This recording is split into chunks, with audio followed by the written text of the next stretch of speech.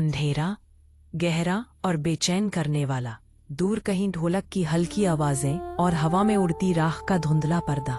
गांव के बीचों बीच एक टूटा हुआ प्राचीन मंदिर, दीवारों पर काई, मूर्ति पर धूल और दीपक जो सालों से नहीं जले। मंदिर के द्वार पर लिखा है, यहाँ किसी ने 100 साल से आरती नहीं की। सुबह का धुंधलका, सड़क पर एक युवा साधक आता है, माथे पर भस्म, हाथ में कमंडल। वह मंदिर के सामने रुकता है। गांव वाले दूर से देखते हैं, कोई कुछ कहता नहीं, बस डरते हैं। कहते हैं, इस मंदिर की आरती जिसने की वो लौट कर नहीं आया। साधक मंदिर का दरवाजा खोलता है। हवा का तेज झोंका, राख उठती है। टूटी मूर्ति की आंखों में अंधेरा है, पर उसके आसपास फेंट लाल चमक झिलमिलाती है, जैसे कोई शक्ति सोई हुई हो। साधक झुककर हाथ जोड़ता है, दीपक जलाता है। पहली बार 100 सालों बाद मंदिर की घंटी बजती है।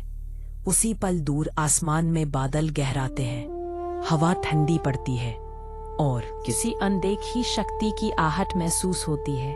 साधक ध्यान में बैठा है, मंत्र गूंज रहे हैं, चारों ओर दिए जल रहे हैं। अचानक दियों की लौ एक साथ कांपती है, घंटी अपने आप बजती है और दीवार पर उभरता है एक छाया रूप। वही मूर्ति की आकृति, पर आंखें अब खुली हैं, लाल धधकती हुई। हवा में राख घूमती है और पूरा मंदिर कांप उठता है। साधक की आंखें बंद हैं। वह जप जारी रखता है, जैसे उसे डर नहीं विश्वास है। धीरे धीरे मंदिर का अंधकार सुनहरी रोशनी में बदलता है। मूर्ति अब जीवित लगती है, चारों ओर रोशनी फैलती है और हवा में एक शांत शक्तिशाली उपस्थिति महसूस होती है। उसी समय मंदिर के बाहर खड़ा एक बूढ़ा आदमी देखता है।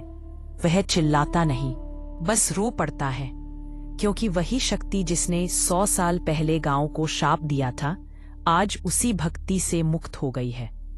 अगली सुबह गांव जागता है। मंदिर के ऊपर अब धुआं नहीं, प्रकाश है। फूल खिले हुए हैं और दिए अब खुद जल रहे हैं। साधक कहीं नहीं है, बस उसके कमंडल के पास एक पंक्ति लिखी है, भक्ति डर को नहीं मिटाती, वो उसे दिव्यता में बदल देती है।